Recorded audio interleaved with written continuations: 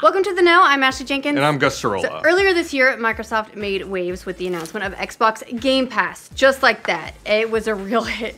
A Netflix-like service that gives you unlimited access to games for $10 a month. In a kind of surprise move, they've actually just made Game Pass live today for Gold members. When it was first revealed, people were falling over themselves to declare it a game changer in the industry. Well, analysts were. There are a couple of skeptics within the gaming community, just a couple. Now that it's out, we can dig into the selection of games a little bit more and figure out for ourselves whether or not it's the coolest thing since sliced bread.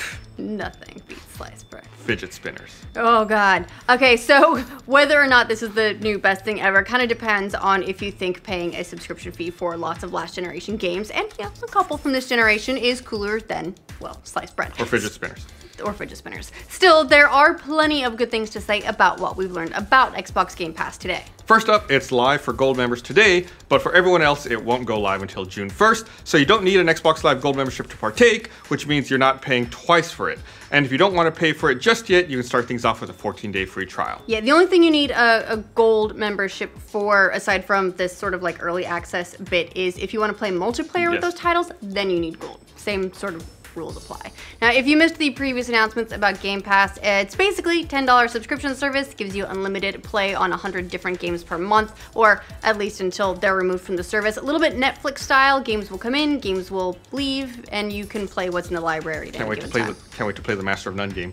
Microsoft says that they will update the list of games every month, adding and removing titles that are part of the program, so it's not like you can just play anything you want. Now, one thing that's a little bit of a misconception kind of about Game Pass is that it isn't a streaming service. You're not buffering the game as you play them, like what PlayStation Now does. You actually download them straight to your hard drive and then play them from there. Also, you don't have to be online to play them or use the service. If you're playing offline, you'll have access to downloaded games for up to 30 days. So basically, the quality of your internet connection won't stop you from enjoying the perks of the service, you know, minus the time it takes for you to download the games you want to play. Or unless you have a monthly internet quota, and we feel you on that one. Yes. Xbox CMO Mike Nichols spoke to Games Radar about the service and how downloading works, saying, "So long as you have the appropriate hard drive to support, you can download all the games from the Xbox Game Pass catalog because there's no limit to the number of games you can download. If you decide you love a game enough to buy it, you can do so with a 20% discount while saving 10% on all DLC and add-ons. That's actually a nice step up from EA's similar program on the Xbox platform, EA Access,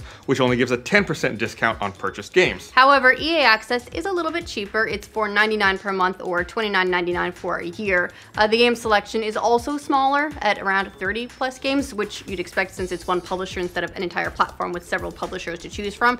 But EA Access does include some nice bonuses like early trials to EA games before they release. That's how I played Mass Effect Andromeda early. But, of course, the most important part of the service will be its games. The list of 100 Xbox One and Xbox 360 games makes or breaks Game Pass for most people. Pretty much. The strength of the current offering will be up for gamers to decide, but there are definitely some gems that stick out. On the Xbox One side, there are 40 games in all, which is not bad. Some of the standout titles are Halo 5, Gears of War Ultimate Edition, Mad Max, Farming Simulator 15, y'all, Massive Chalice, NBA 2K16, Payday 2, Resident Evil 0, Shantae and the Pirate's Curse, Sunset Overdrive, Terraria, and WWE 2K16. And if you haven't played Sunset Overdrive, you owe it to yourself. It's a great game. So yeah, easily one of my favorite early titles on Xbox One. It's colorful while still doing like kind of cool things with a zombie concept. You can grind rails all day. It's real sweet.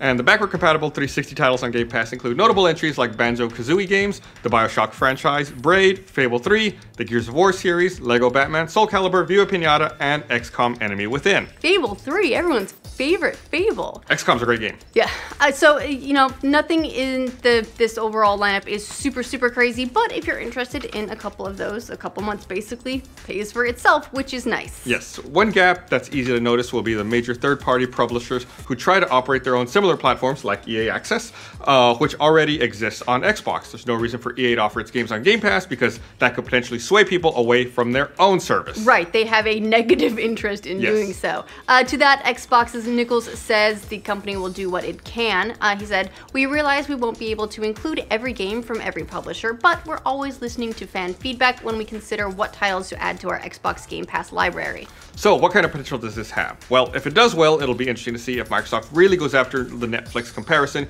using it as a platform for unique content or day one releases of Microsoft's biggest titles. Or even, according to Xbox boss Phil Spencer, a cool space for indie devs to bring new games to a wider audience. Spencer tweeted in agreement with a fan on Twitter today who said that indies could use it to try out innovative ideas. In many ways, this seems like a much better realization of what Microsoft wanted to achieve with this generation than their first plans for the Xbox One. Back when they first announced it, they had designs for an always online machine that allowed people to share games freely. Only there was a whole lot of built-in DRM there that made people really upset, and that's putting it very mildly. Very, very mildly. It's actually blamed for why the system is selling not as well as the PS4. Well, that you can say it. There are a couple of things. Poorly. Poorly. So it'll also be interesting to see how the rest of the industry reacts to Game Pass. Upon the announcement of Xbox Game Pass back in March, GameStop stocks started plummeting, dropping 8% basically overnight because one of their big business models is used games. They make a lot of money on that revenue stream, so something like this where people can play a whole bunch of older games without having to buy any single game, kind of a big deal. That they suffered the same issue when EA first announced their subscription program. The stock dropped 5% that time.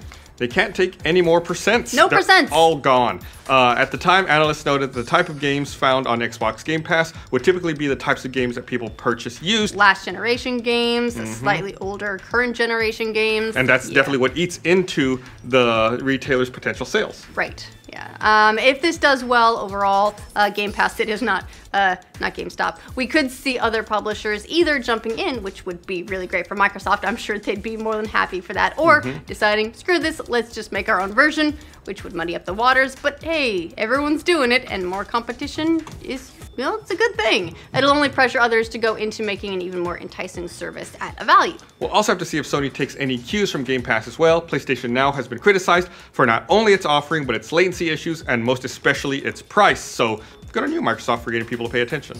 Honestly, it could be a good thing if it drives PlayStation Now to adopt a more similar structure to this Xbox Game Pass. I understand why they don't, because they're not natively supporting all of the backwards, like the previous generation games with backwards compatibility, whereas that seems to be Xbox's big focus now, is building a cross-generational compatible library of games. So we'll see. What do you guys think of Game Pass dropping a surprise early access launch today? Do you think this service has potential? Are you interested in it? Or do you know slightly less hardcore gamers who this is right up their alley because they have a whole bunch of old games they haven't played yet? Let us know in the comments. And for future updates on Game Pass and other services from video game publishers, like this video. If you're new around here, subscribe to the know. Or even if you're not new around here, but you're not subscribed yet. Yeah, that also works. Also works. We'll allow it this one time. Also, you don't have to be online to play them or to use the service if you're playing offline. You'll have access to download. I'd said that, I had a weird intonation. So what kind of potential does this have? Well, it does, only there was a whole lot of built-in DRM here. Fucking hell.